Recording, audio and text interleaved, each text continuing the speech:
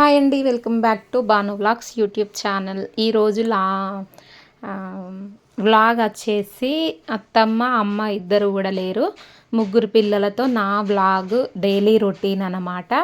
వాళ్ళు లేనప్పుడు నా పరిస్థితి, ఇంట్లో పిల్లలతోటి నేను చేసుకునే పనులు ఈరోజు చూపిస్తాను చూడండి.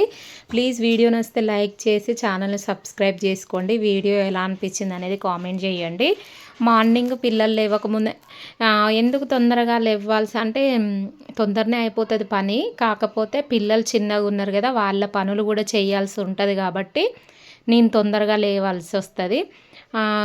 అత్తమ్మ అమ్మ ఎవరైనా ఒకరు ఉంటే మాత్రము వాళ్ళు స్నానాలు చేపియడము, వాళ్ళకి బ్రష్ చేపియడము, వాళ్ళకి వాళ్ళు చేస్తారు కాబట్టి నేను తొందరగా లేవకున్నా తొందరగా కంప్లీట్ అయిపోతుంది పని. బట్ ఇక్కడ వాళ్ళు లేరు కాబట్టి పిల్లలు లేవ్వకముందే నా బయట పని కంప్లీట్ చేసుకోవాలి ఫస్ట్ ఆఫ్ ఆల్. అందుకోసమనే తొందరగా లేవ్వడము.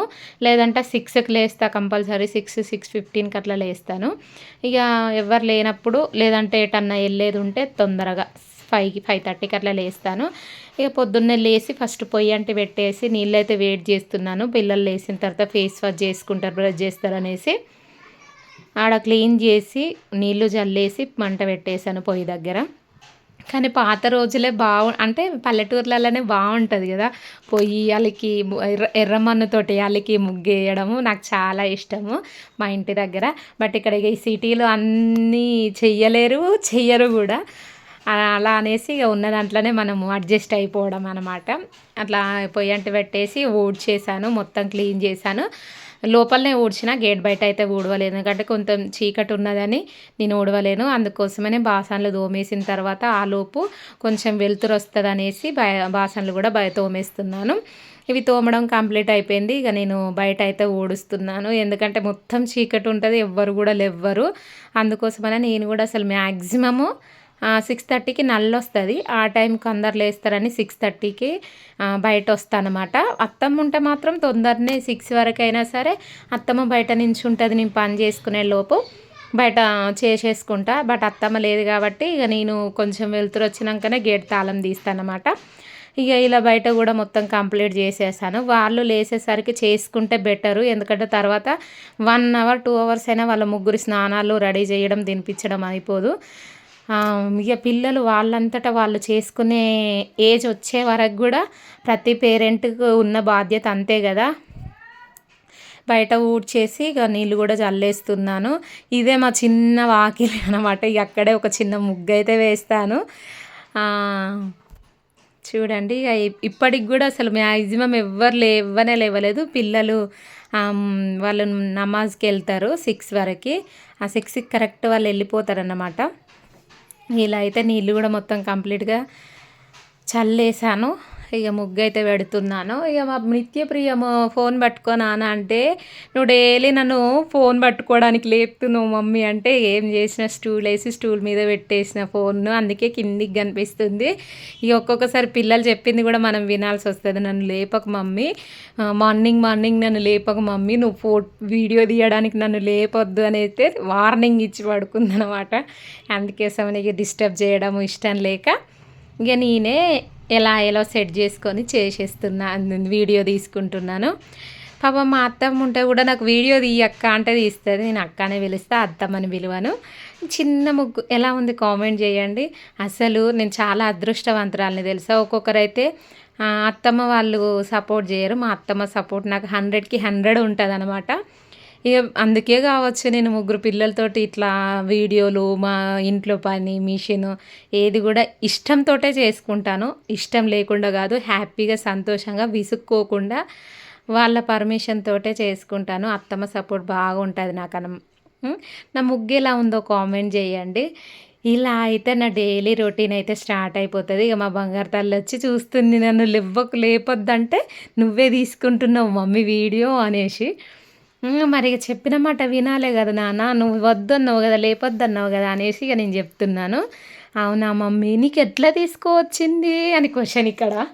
ఇక చెప్పినట్లే పెట్టేసి ఇక బయట ముగ్గు అయితే కంప్లీట్ చేసుకొని లోపలికి వచ్చి వేడి వాటరు వేడి చేసి గ్యాస్ అయితే క్లీన్ చేస్తున్నాను. మామయ్య కోసం వేడి వాటర్ అయితే పెట్టాను తాగడానికి. ఇక ఆ లోపు దొండకాయలు కట్ చేసుకోవాలి. దొండకాయలు కట్ చేసుకొని వంట అయితే స్టార్ట్ చేసి ఇక దోసపిండికి పిల్లల కోసం అయితే దోశలు అయితే వేస్తున్నాను. పిల్లలు బ్రష్ చేసేంత వరకు ఒక ఎత్తు, తినడానికి ఇంకొక ఎత్తు. అంటే మా పిల్లలు అయితే అస్సలు చిన్నోడు మంచిగా ఇష్టంగా తింటాడు. నిత్యప్రియతో పెద్ద ఇబ్బంది ఉండదు, కానీ మా వర్షిత్తోటే చిన్న తలనొప్పి ఉండదు.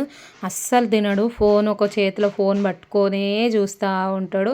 మళ్ళీ మామయ్యనే తినిపిస్తాడు వాడికి. చూస్తున్నారు కదా మా ఓడి బాను, వాడు అడగకున్నా అడిగి మరీ తింటాడు. మా మమ్మీ నాకు అది పెట్టు ఇది పెట్టు అనేసి. అట్లా ఉండాలి అబ్బా పిల్లలు రియల్గా. ఈ అన్నం తినిపించుట్లా యాస్ట్ ఉండద్దు. బెండకాయ పులుసు చేద్దామనేసి ఆనియన్స్ కూడా కట్ చేస్తున్నాను. ఇలా అయితే కొంచెం ఆనియన్స్ బెండకాయలు అయితే కట్ చేసుకుంటున్నాను. చిన్నోడి కంటే నడిపోడే చిన్నగా సతాయించాడు అసలు, తిండి విషయంలో కానీ ఏ విషయంలో అయినా కానీ. బాను అలా కాదు. ఆకలి అయితే సరే ఏది ఉన్నా సరే పెట్టు మమ్మీ తింటా, ఆకి ఆకి అని అంటాడు. వర్షిత్కి అయితే కుచ్చి పెట్టాలి. అలాంటి వాళ్ళు ఒకరు ఇలాంటి వాళ్ళు ఒకరు ఉంటారేమో. రియల్గా అందరి లైఫ్లో ఇట్లనే ఉంటారేమో పిల్లలు. ఒకరు మంచిగా తింటే ఒకరు తినని వాళ్ళు, ఒకరు హెల్తీగా ఉంటే ఒకరు వీక్గా ఉండేవాళ్ళు అలా ఉంటారు కావచ్చు. వీళ్ళు కూడా సేమ్ అన్నమాట. పిల్లలు బాను మంచిగా తింటారు, యాక్టివ్గా ఉంటాడు. వర్షిత్ అలా కాదు, సిక్ అవుతూ ఉంటాడు ఊరికే. వాడు ఒక్కడు తినడానికే మమ్మీ చాలు అంటాడు. బాను మాత్రం పొద్దున్న లేవగానే ఫస్ట్ పాలు తాగుతాడు, బిస్కెట్స్ తింటాడు, మళ్ళీ టిఫిన్ పెట్టమంటాడు. మళ్ళీ లంచ్ బాక్స్లో కూడా మమ్మీ చాలా పెట్టు అంటాడు. వర్షిత్ వెతుక్కుంటాడు, టిఫిన్ బాక్స్ ఓపెన్ చేసి అన్నం దియ్యు అని పెట్టుకుంటాడు. వాడట్లా కాదు, అడిగి మరి తింటాడు, పెట్టించుకొని మరి తింటాడు.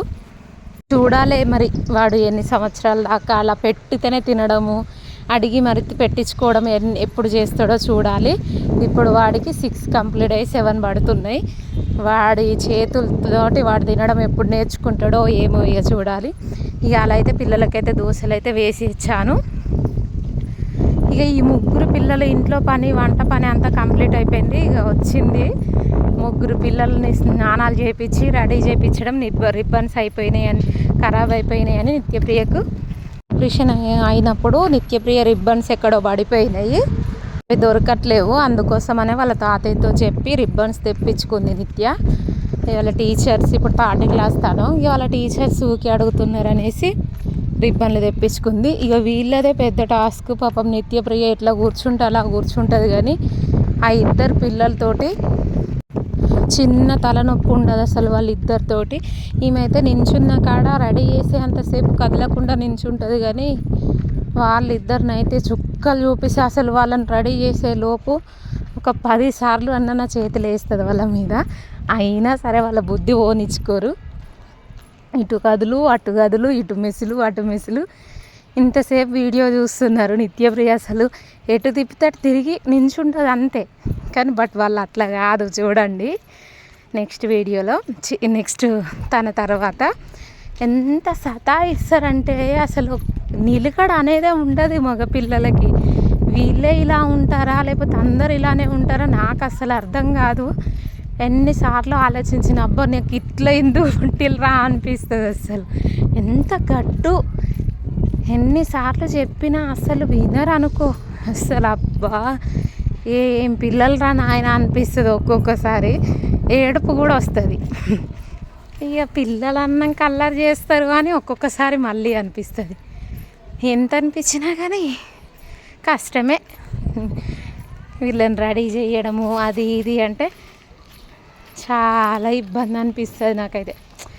చెప్పిన మాట వింటారు, వినరని కాదు, కానీ ఎంత దునుకుడే బాగా. కదులు ఒక్క దగ్గర ఉంచరు, ఉండరు. ఇంకా నాకు అది చెయ్యు ఇది చెయ్యు అని చెప్తాడు వీడైతే బాను. ఇక వర్షిత్ అయితే ఇక వీడైతే ఇంకా గాలి కోతి. ఇదే అండి నా వీడియో ఈరోజు వ్లాగ్ అనమాట. ఇక ఇంట్లో లేనప్పుడు ఇలా గబగబా చేసేసుకుంటా, అమ్మ హెల్ప్ లేనప్పుడు. ఓకేనా, ఈ వీడియో మీకు ఎలా అనిపించింది కామెంట్ చేసి, వీడియో నచ్చితే ఒక లైక్ చేసి మన ఛానల్ని సబ్స్క్రైబ్ చేసుకోండి. ఇలానే నా ఛానల్ని సపోర్ట్ చేస్తూ ఉండండి. థ్యాంక్ యూ ఫర్ వాచింగ్ అండి. బాయ్.